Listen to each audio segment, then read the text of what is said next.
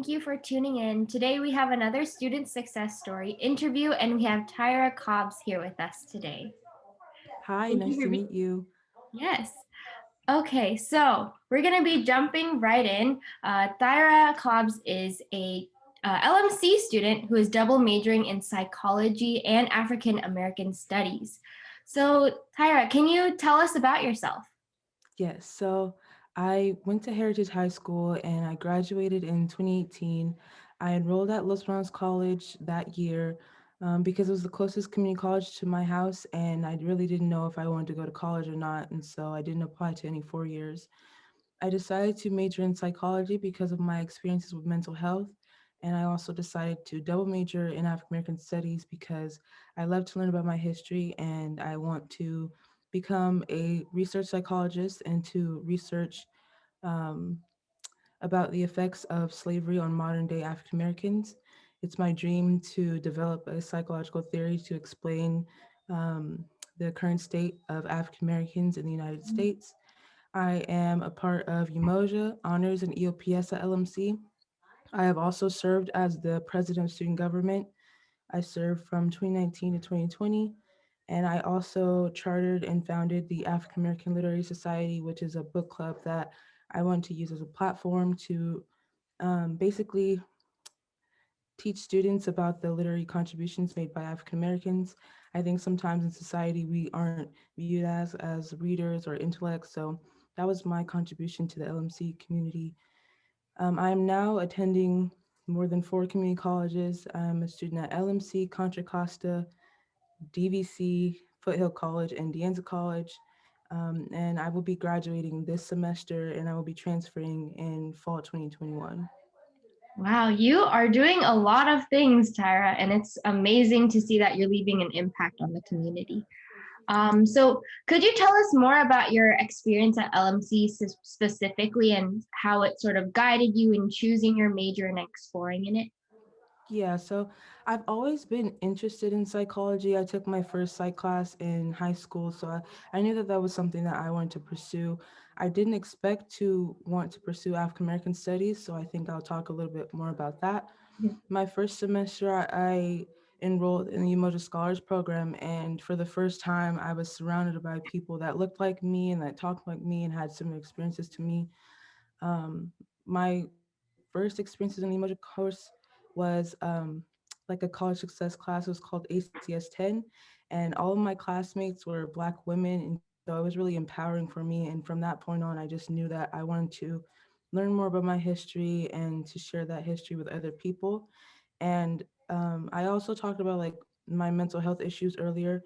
So through my enrollment in these Black Studies courses, I noticed that they made me feel better about myself as an African American. They improved my academic self concept, my self concept um, in society, I guess. And so I just really wanted to be in those classes more. So I started taking like as many African American studies courses as I could. Mhm. And that's how I ended up at Contra Costa. Um, and that really influenced my activism at LMC. I didn't think that I would be the student government president. I never considered myself to be a leader in high school, but I realized that a lot of African Americans they feel obligated to take these roles because society tells us that we're not supposed to be in these roles, and so that was a part of it. I also wanted to develop myself, to be like a spokesperson for the Black community, Mhm. and that's how I got up to founding my book club. I'm in the honors program at LMC, so I got the opportunity to present at the Stanford Bay Area Honor Symposium, Wow. and my research was on Umoja affiliated student organizations and the best practices for them. So I used my research to found my book club, and we took a trip to Marcus Bookstores, which is the oldest Black bookstore in the nation.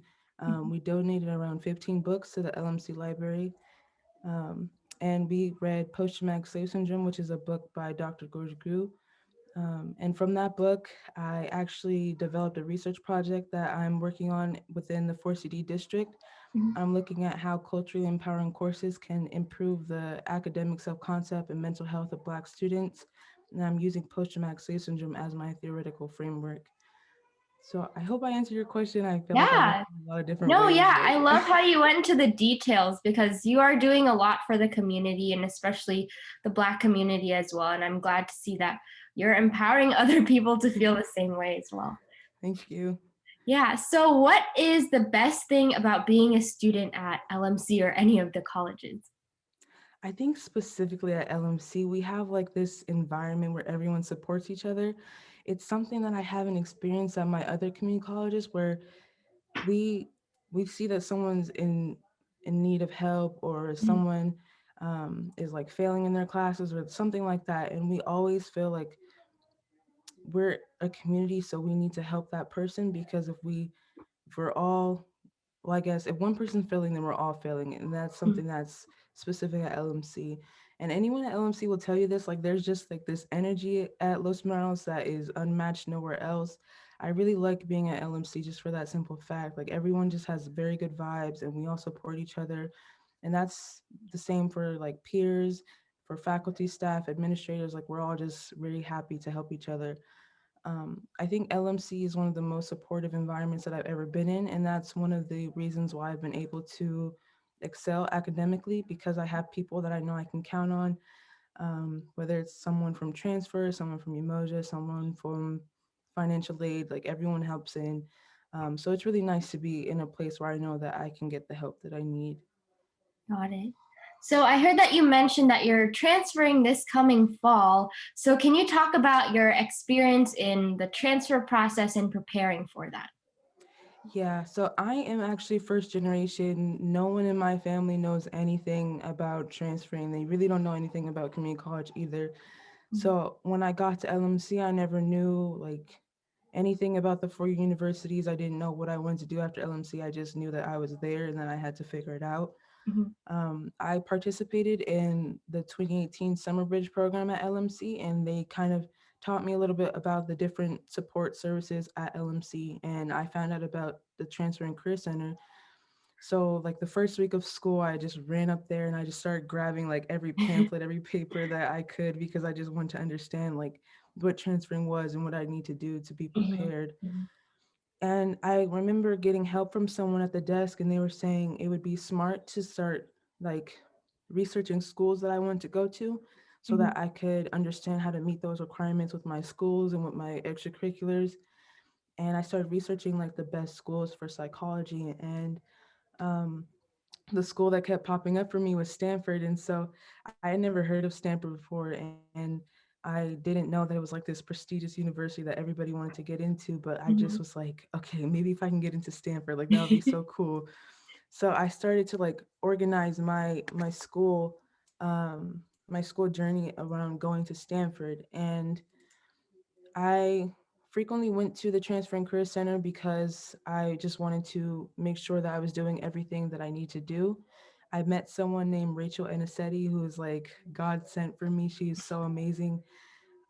She's one of the directors of Transfer and Career Center. And when we quarantined, I was like devastated because Mm, yeah. I felt like I was ready to transfer, but I didn't know how to transfer. I didn't know anything about like applications and Mhm, Common App and all of that. So I just emailed her and I was like, hey, Rachel, like, can you help me? And she has been meeting with me ever since last year. And we meet every week to go over like transfer applications, scholarship mhm, applications.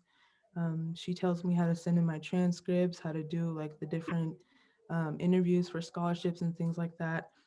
So honestly, without Rachel, I don't know where I would be right now. She's helped me to apply for over 10 different applications and she looks them all over and makes sure they sound good. Um, so yeah, Rachel has been a great person to work with. She has helped me turn in my Stanford application. So fingers crossed. yes. And yeah, yeah. So yeah. Cool. Yeah, I wish you all the best, and I hope that we hear good news. I think in late April. Is that correct? Hmm. Yeah. Okay. Cool. So yeah, I Thank you. myself did the transfer application for a bunch of colleges. So yeah, it's a very anxious time. I know how you feel. Mhm. Yeah, and it's scary to have that like on top of classes because I keep Yeah. checking my emails. Yes, definitely, definitely. So, could you share about like the challenges that you faced during the pandemic? Because I know that a lot of students were affected really harshly with the pandemic. So, can you talk a little bit about yours? I think I've had both a positive and a negative experience with COVID. I'll talk about the negative first and then kind of how I tried to find the silver linings. Mhm. I am the oldest out of 13 grandchildren and I live with my grandma. So my house is like always really loud and I always have like kids running in my background. So that's definitely like the worst part of COVID because I would often go to LMC at like 8 in the morning. I would go to work at the Welcome Center, and then Mhm. I would just go to classes from there, and I wouldn't leave till 9 or 10 at night. Mhm. And that was a good way for me to study in the emotion room or honors at the library. Like I didn't have to go home for anything, so I just stayed there all day, every day. Mhm.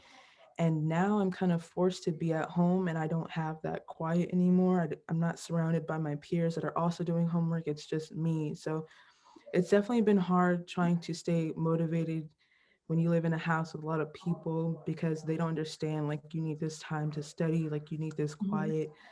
um so that's definitely been a challenge for me. Another challenge is like Zoom fatigue. My eyes are really bad and I'm not used to like Yeah. being on laptops for large amounts of time, so Mhm. that's been something for me to adjust to. So I would say those are the two negatives, is like my family and then like the technology piece. Mhm. um, the positives, I guess it's given me the opportunity to take advantage of things that I wouldn't be able to do if we were still in person. So I wouldn't be able to attend Contra Costa because it's so far from my house or Mhm. the other community colleges. I got the chance to do an internship that I wouldn't have been able to do if it was in person because it was so far. Just like, I guess technology has been a negative, but also a positive because it's allowing me to be at different places from home. So yeah, that's Definitely. my experiences with COVID. Definitely, definitely. It's good that you found, yeah, like you said, that silver lining underneath all of the negative things. So, yeah, I'm glad that you're able to find all these opportunities that weren't open to you before. Yeah, thank you. So, what piece of advice would you give fellow community college students who are trying to pursue their educational and professional careers? I would definitely encourage fellow people and fellow peers in the 4CD to take advantage of extracurriculars. I think my college experience will be different if I just focused on my classes and work. I think my extracurriculars like student government, like establishing a club, that has developed me in the classroom and outside of the classroom. It's Mhm. had a significant impact on how I view the world and how I view higher education. Yeah. I definitely think my educational and career goals have been influenced by student government a lot. Um, and I think students don't take advantage of clubs because they're scared to get out of their comfort zone. But I kind of forced myself to do so, and I'm very glad that I did. Mhm. So I would say to find that passion that you have for one thing and to just join a club or to found a club if it's there not one for it. um, I think that it's very important and it also allows you to develop more relationships with people in your community. And that's a great way to network. That's a great way to just build meaningful relationships in community college. And you never know, like, if you're going to need those people in the future. So ultimately, I would just say to be involved on campus. Don't allow yourself to just be one of those people that go and just leave. I think it's important to be active on campus and to really challenge yourself and to establish relationships with people that you wouldn't normally establish with. Yeah, I wholly agree with you. I remember being in the same spot where the first week of my first semester, I literally went to class and went home, and it felt depressing, honestly, that I wasn't interacting with other people. But yeah, definitely getting involved is, yeah, I love your advice. So, aside from school and aside from your job, what do you enjoy doing? I am, I think I'm very boring. I don't really do much besides school. I'm always so busy with school. But when I'm not in school, I like to watch YouTube videos. I really enjoy like watching YouTube videos on Korean skincare. I Oh, have a yeah. 10-step Korean skincare routine. So I always have to like look for new products. My favorite YouTube channel for that is Beauty Within.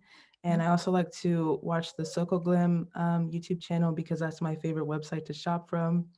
So Korean skincare, and then I love to watch anime. So I'm binge watching Naruto right now in between homework, Oh and I'll switch yeah. between that and Hunter x Hunter or Kikagiri.